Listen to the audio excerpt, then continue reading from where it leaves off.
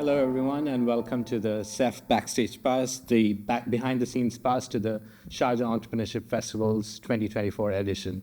My name is A.B. Sam Thomas. I'm the editor-in-chief of Entrepreneur Middle East, and I'm very happy to host this particular podcast with the founder of Coffee app. Ali, I will let you do your introduction for yourself. أهلا يبي great being part of this great event, and thank you for your time here. يعني for us it means a lot bringing all the entrepreneurs in one place, learning from them, connecting and networking. It's a positive and a great vibe, to be honest.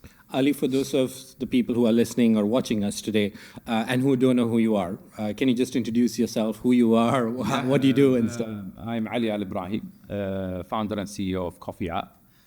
Coffee app, it's an online coffee marketplace. It's a whole 360 solution from a B2B aspect to also a B2C for the coffee market. We try to connect from the bean in the farm actually to the cup of coffee that you get from the coffee shop.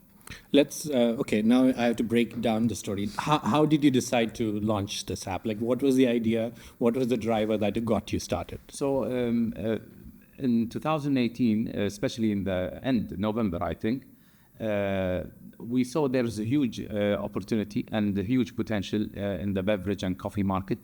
A lot of people think about food, and then coffee and tea and other markets, but they do not understand how big it is.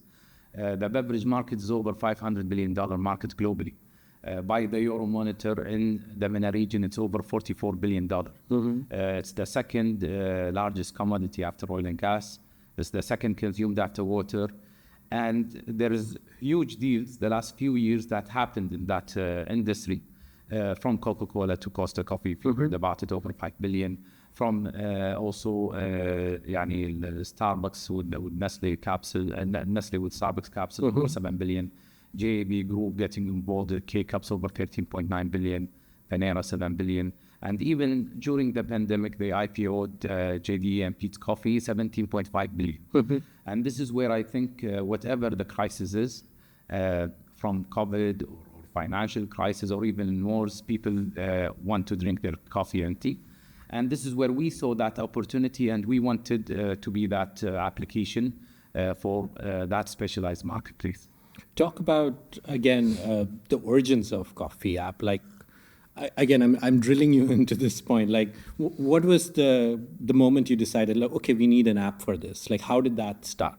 To be honest, if I think about it, yani, from myself at that time, everyone in the region, and I'm sure you saw it here, is somehow connected with coffee. Oh, yeah. In every house, there's a coffee corner for hospitality, greeting people. Even if you're here in UAE, every hotel has complimentary coffee, yani just entering that lobby. So we have a big connection and a cultural connection with coffee. And when I got more involved, I was shocked that historically, coffee, the trading of coffee started from the Arabian region, from Mocha Port, and then globally went and scaled. And somehow in every part of the world, people are connected. In Asia, in Latin America, in the States, in Europe, you see people are very close to coffee. And this is where, for us, yani, between all the opportunities that we did a research about and tried to figure out where is that gap yani, that we can actually get involved in, here where we felt that, okay, we want to be that coffee app that scales yani, from the region here to the globe. Yeah. Talk about, again, the problem that you're solving. Like, how what is the, I want to say, the offering for, people who haven't yet downloaded the app? Like, what can they expect when they launch the app, and what does it do for them? Yeah, so in the beginning, we focused on the B2C aspect. Yep. And when we talk about the customers, a lot of people, when they hear the app, they think it's a delivery for coffee. And it's another, it's a whole other thing other than that. And it's not the case. And this is one of the biggest gaps that for the beverage and the coffee industry, they do not need another delivery app. They actually, the challenge is to actually change the consumer behavior to understand more and build loyalty and build more benefits towards the coffee shops. Because if you go now to every city in the world, you see the number one locations for any stores are actually coffee shops. Yeah, you see every corner, either local or international or big or small brands. Somehow, it's all over these cities. And the delivery of coffee only is not that big of a factor. For us, when we introduced it, we focused on more of the customized rewards program to empower the brands to put their own pointing system directly and get involved with the customer. And the second thing is also introducing subscription, which is cash upfront for coffee shops, which they need, and giving more offers for the customers. So if you buy, let's say, 10 drinks, you will get 5 more, or 20 plus 10. And Pret a Manger had a great example or a case study with their subscription in the UK. In less than a month, they had over 240,000 subscribers.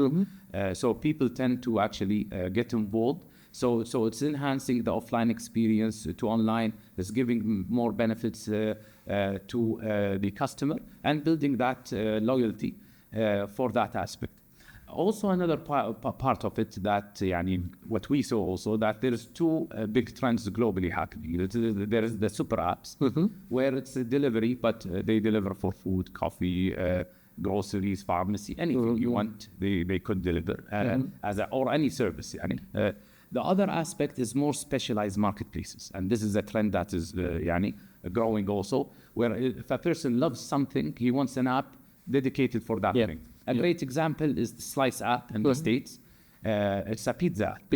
In less than 5 years, they are over 1 billion, and they have more footprint than Domino's, which has over 40,000 stores. The same thing, I think, in the MENA region, a great example, and a role model for us is Flour. So these are people that and that business is doing really well. And others are actually they deliver flowers, but again, more customized for that aspect, the flowers and gifting. And this is where we believe that the beverage industry and the coffee and tea market is much bigger. People are more addictive to it and more resistant with whatever crisis. And this is where, again, we try to introduce features for customers that make sense from a coffee perspective, not the delivery aspect, and it's a more lifestyle kind of application. Again, you mentioned this before, and it's so true. Like, coffee is integral to everything we do in the region. Like, I was born here. I was born in Sharjah, actually. So, it's always been there in the background. And, now we are at the Sharjah Entrepreneurship Festival, and, coffee is integral to the entrepreneurial experience, every night or every, whenever we work through the night, it is a part of the experience. I'm curious to hear from you now, like, how has the reception been? Like, how have people responded to the idea, and how has the business grown as a result of that? So when we started, again, the challenge was people getting involved in a way where it's not delivery, it's actually going to the cashier, going to the coffee shop and paying online. And the biggest difference between paying from the cashier or online, that you actually will get benefits and pointings and rewards, which I think now customers are more sophisticated for whatever they invest or they put for money for their favorite coffee shop, to actually get some benefits and points and build that trust and connection. For us, we started about at 2018, I think, and we closed maybe 4 brands, and it was just starting to scale. Now we have over 5,000 locations across the region now, right? Yes, Saudi, UAE, and Kuwait. We just launched Egypt and Qatar last quarter, and we have over 5,000 locations. We have now not only the locations, actually even getting involved from the e-commerce part, where we introduce SKUs that are related to accessories and beans and capsules that are more specialized. So we are dealing with over 128 farms. We're dealing with over 50 roasteries, and it's growing. From that point, I think people reacted even more. The CITC report in Saudi, if you heard about it, it's the government report for the top downloaded applications in all of Saudi, not in a weekend, in the whole year. And we're proud to be in the top 10 F&B apps there, knowing that we're maybe the only early stage startup, or they call them underdogs, all of them are nearly a unicorn or already exited. يعني the list was Hunger Station, مرسول, جاهز, Kareem, Na'na, and Coffeeat is there. I believe people want to get involved in these kind of features that are different. And again, people, I think, connects to coffee. And this is where, for us, we want to even grow it more to tea, and get into the world of tea, because it's a huge potential. Oh gosh, yes. And a lot of also specialty tea, roasted tea, everything. There's a huge market for it. I mean, again, I'm from India originally. So when you say tea, I'm like, yes, you're getting the whole South Asia market to come in. And of course, Asia to with their brands of teas. Yes. I do want to ask you to talk about your work in Saudi Arabia, especially that partnership we were talking about, like how you're connecting, coffee farmers in Saudi and, giving them a whole other audience. Can you talk a little bit about that? Because I think that initiative is so amazing, and the good that it is resulting is huge. Yeah, and this is part of the momentum, to be honest. For us, when Saudi announced that 2022 would be the Saudi coffee year, it meant a lot, and it's part of the 2030 vision. They even invested the PIF in a Saudi coffee company, over 1 billion riyal, to actually grow the farms, because a lot of people don't know that Saudi is one of the best places to have the most quality beans in the world. Which are the Arabic beans. And now with the productions and the management and trying to introduce it as a hub, not only for the Saudi coffee or the Arabic coffee that we're used to actually the best bean in the world, is something that we're proud of, and we're part of that movement. They started it there. And for us, it was very crucial to be part of that initiative. So for us, we introduced the B2B aspect. So we connect the whole supply chain. We saw that coffee shops need either the sourcing of coffee from a green bean perspective, or the roasting of it, or even machines and maintenance and a lot of other things. So we already introduced it, and to cut the middleman between it, because if you go to the coffee shop, he's taking the risk of actually, the marketing and would it work or not. There's customers. And then if you go to the farmers, taking even less than 5%, and the real money makers are the middlemen that actually take percentages just for the sake of trading. And this is where we directly connect the coffee shop to the farm and try to make business there, where it increases both margins. But for us, it was very important to do a global case study with the Saudi coffee company and with the Jazil brand that they had. For last quarter, we started doing a partnership with the best machines globally, Italian machines, which is DeLonghi. So we connected the DeLonghi brand with the Jazil Saudi bean brand. So whoever is into the premium kind of way of actually doing coffee, so they buy the DeLonghi machine, and DeLonghi gives also two beans with it to taste the Saudi bean. And we took over now nearly 12 tons of coffee, which is big for us. And this will be a yearly partnership. The idea of it to give it a premium presence, and also to connect that target audience to the Saudi. It's also like introducing new things to people who drink coffee, right? Exactly. Like people maybe initially wouldn't know that, but now they get to see that. Exactly. So this is one of the partnership initiatives to actually connect them through us. Other aspects is actually even empowering brands to we have a SaaS solution called Coffee Cloud, which we build and power application brands, but from an on-demand level to know their customers more. So we're doing it now with Caribou Coffee. We did it with Barnes Coffee, the biggest local coffee shop now, with Phillies also in UAE, and more. So again, we're trying again to have this 360 solution for this industry, because we believe that there's a huge potential. With all the deals that happened before, we're not even close to the climax. I think from an international level, there is the Panera brands. They said they will IPO end of this year or beginning of next year. That will even make it more a bigger hype globally. And locally, يعني there is a big talk about the Shia deal with Starbucks as a Middle East between $9 to $15 billion. Just to give you a sense, Americana Group with KFC, Hardee's, and the supermarket of processing of food was sold 2.8 billion. So this is where, again, the 3 times more is a brand, يعني, or a franchise for a brand. Yes. And this is where, again, people think food, and then coffee and tea, but the beverage industry has bigger margins, have more يعني, retention, and people are more addicted to it.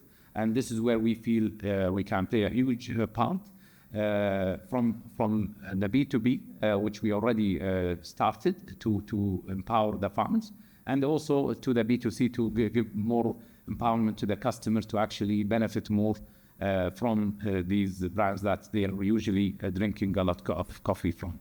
I mean, again, hearing you speak, like, and again, I maybe this is because I work at Entrepreneur, and I've seen, you know, the company grow. I remember like the first release I got about the coffee launching, it was like back in 2018, I think end of 2018 or something like that. And since then I've seen the company just like grow. And again, I'll be honest with you, like when I first heard about it, I was not really sure like how is this gonna fly.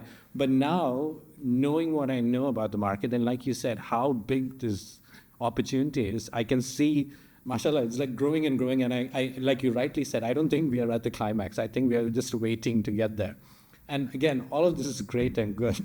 And I commend you for everything that you do. But I do want to ask, like, were there tough moments? Like, were there challenges? Were there hurdles? Like, were there times when you were like, okay, I cannot do this anymore? Like, how, if you got there, how did you get past them? Yeah, so from my end, يعني, I think for sure, يعني, for us, one of the major things that I try to always say to the team, يعني, is يعني, do more mistakes, but faster ones, يعني, and let's move to the next mistake and the next mistake, because it's very important to be يعني more not flexible or at least more agile to understand what's happening on ground in the market. So it's a learning experience more. A lot of people think if this is the business plan or this is يعني the feature that I want to build and that's it for the whole year, and you don't react to what's really happening on ground. So again, يعني, from a B2C level, we focus on some features like the pickup or the car service, and then we find out that actually brands want and even customers want the subscription feature, wants the customized rewards program, wants the gifting card. So again, it doesn't mean that this is wrong or right. It means that, okay, if that's the feedback, please let's listen and let's react to it. يعني. This is one of the biggest things. يعني, it's actually being agile and doing more mistakes faster and trying to understand what the market wants, يعني, from an on-ground level, not just يعني, a paperwork or what the business plan thinks it's right or wrong. That's يعني, a big thing for us. And this also opened the B2B aspect. Yep. When we sat down with brands, they actually wanted better green beans, the quality, especially local coffee shops. You go to some local coffee shops, the coffee tastes great this week. Next month, the same coffee shop, but there's no consistency on the quality of the beans because the supplier changed, and you know, it depends on the pricing, or is it a one-time thing? So having that aspect is big. Now, يعني, growing into more other than the B2B, big brands came to us and said, you know what, we want to start to measure the sustainability aspect. And this is a feature that we're proud to say we will be one of the first startups to actually introduce. Wow. You know how they calculate the calories in every menu? We will start calculating the carbon footprint for your coffee.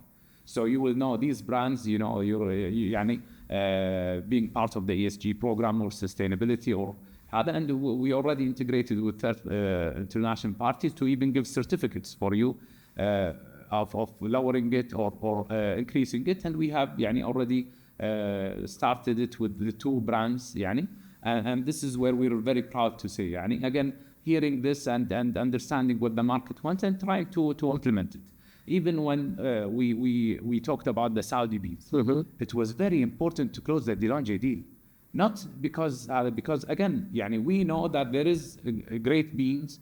It's in Saudi, It is يعني from Saudi farmers, and why people are not even understanding that it's actually very specialized and actually the Arabica beans. They're not actually connecting it with the best Italian machine and the premium customers for them is very important to us to showcase that, okay, try it guys and you will see the difference يعني.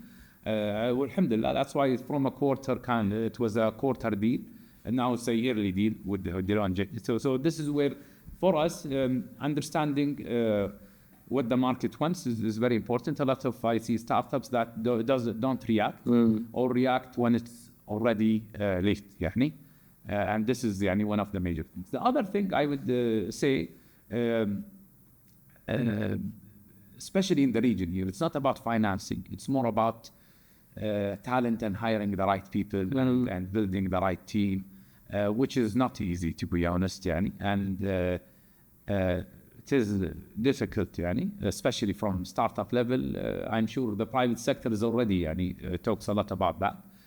But I think at least يعني, as a founder or starting your own business, consider one or two of the founders in separate kind of so someone is marketeer, maybe another is a tech and another finance, but do not wait to hire the team to actually if you can make them part of the founding team or for the founders themselves, it's much better from the beginning to actually get people that are understand each field instead of hiring, because again the commitment and the productivity is much different, and also the background of what they add. This is one of the things that in the beginning we had big challenges is to actually build the right team.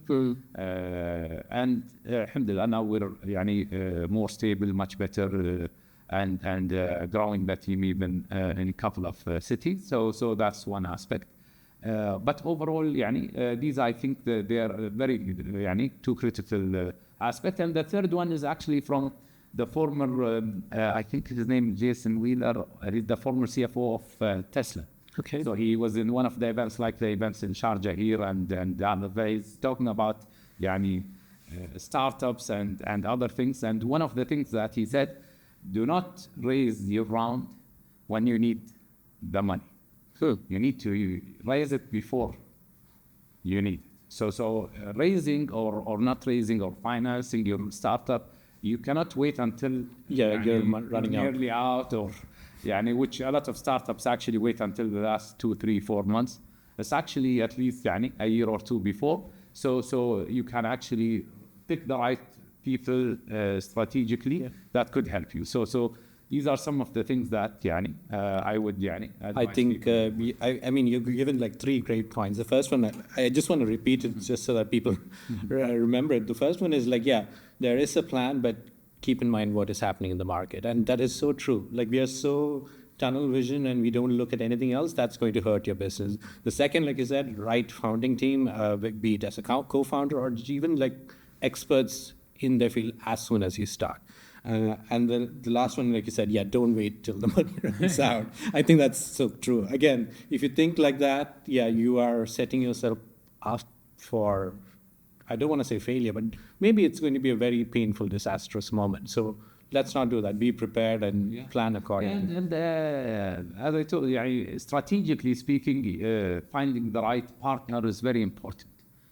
Because it's not a cash aspect, it's actually what you can bring on the table other than the financing itself, which I think is interesting here in the region. For you, and this is going to be my last question, but for you, what is the driving factor? What is driving you to do what you do every day? Regardless of the hurdles that come, you're still okay, I want to do this every day. So every day you wake up and you're yes, I'm going to work on coffee. What is that?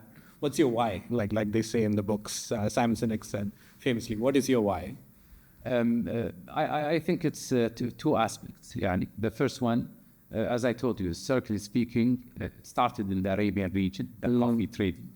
And it means a lot to us from a cultural perspective. And you see everyone in the world, from Asia to Europe to the Americas, Africa, all connected to it. And we want an app that actually scale not only from a regional or local level. It's also to scale globally. It's very important to us.